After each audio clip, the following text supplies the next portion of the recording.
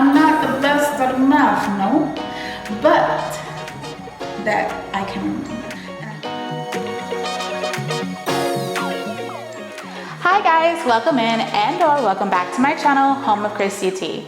I'm Christy T, and today I'm excited to be sharing yet another DIY with you guys in my new home. So let's get started.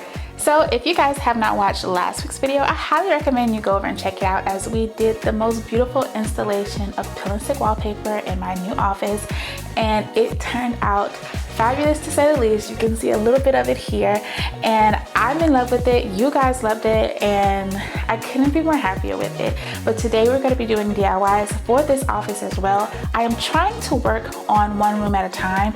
I have started accumulating things for the other rooms as well, but I'm trying to stay focused on one room at a time so that I can make sure it gets done completely.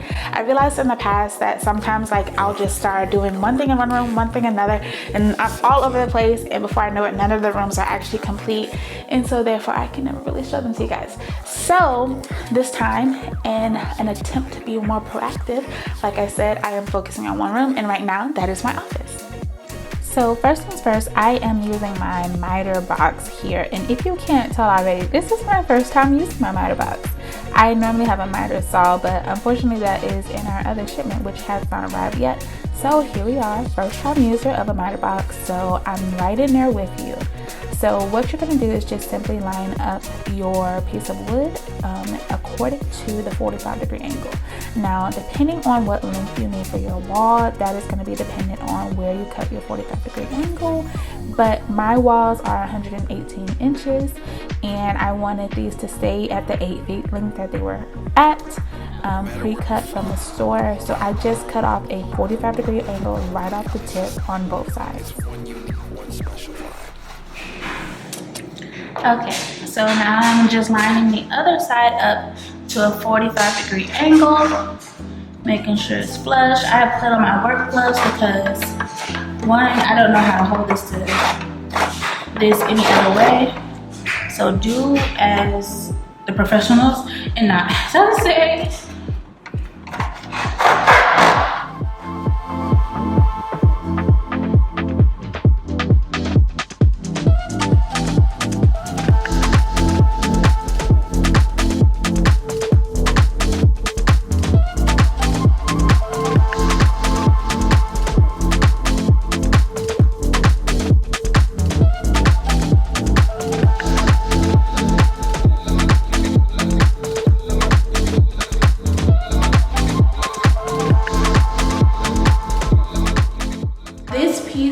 Half of the full long ones that I brought, so I brought 3 pieces like I've said, and I cut this last third piece in half to give me 48 inches instead of 96 inches.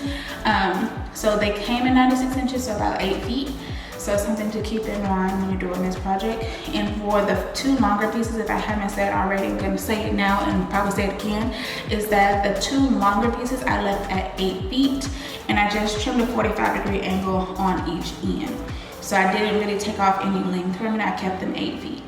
The third piece that I purchased, I cut in half to 48 inches, which is half of 8 feet, so 4 feet.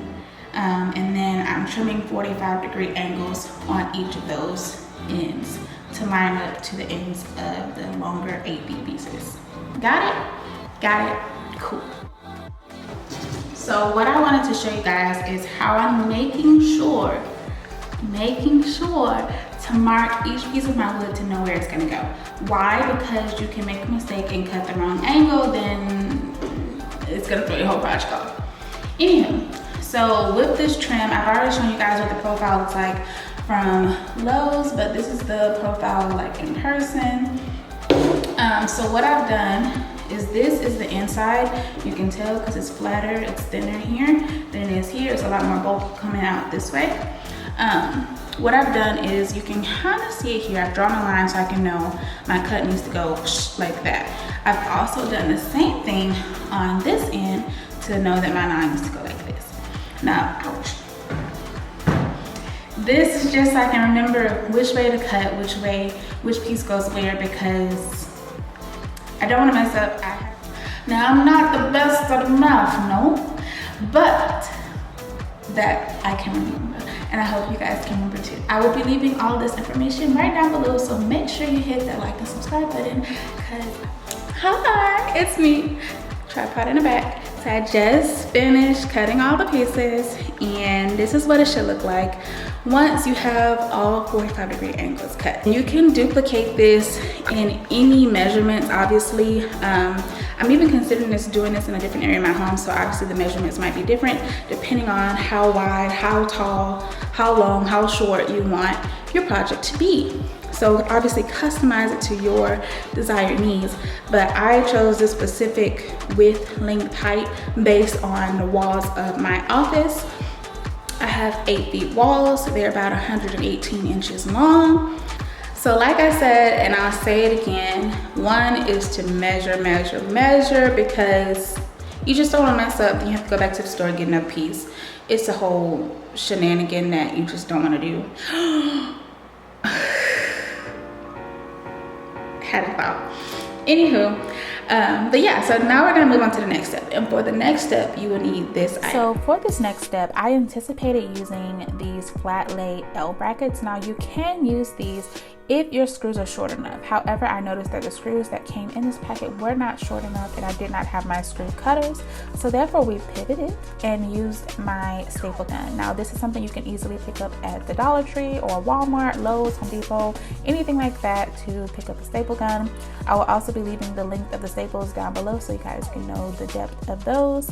I used 2 to start off with. Now you'll notice that very first staple that's closer to the inside of the frame, I'm going to go back and remove that later, just because I don't want that to be poking through the front portion of my frame. And that is something that you definitely want to take into consideration, is that whatever you use to attach to the back, it may eventually poke to the front. So you want to make sure that that is a lot more shallow than the frame itself. So I'm just going to show you guys once more here. I am just using this piece of blue tape just to kind of help me hold it together, since I'm working by myself, so I can hold the corners together just enough to get the staples to the frame itself. Now you'll notice here once again, I am making that same mistake of putting that first staple way too close to the inside of the frame, where it should definitely be a lot further back. This is the staple that I'm talking about. Don't do that staple. Do a staple behind the first staple that you guys just saw me put in. That's just going to prevent that from poking through the front of your frame. This is where I wish I definitely had used the wood glue at that point, because once I did put my frame over, there was obviously a little bitty of a tiny hair of a gap that you could see, and I used this wood filler to go in and fill that, but this honestly did not work to keep it together, because once this dried completely, it still had a crack. But once you prime over it, you will not see it, so use some wood glue. So after letting everything dry as far as the wood glue overnight, it is now time to prime. I am using the Ben shellac based primer. Now I really thought this was going to have a high strong smell, but it did not, which I was thankful for, because I was working inside my home and talking to my sister at the same time. But it was time now to prime and obviously go ahead and paint. So I'm going to be painting this in the color of my walls, which is white, so therefore you guys will not be able to tell that I have also painted it. So go ahead and prime your frame, paint your frame, and then let's go ahead and measure our walls to find the center so that we can get this frame up on the walls.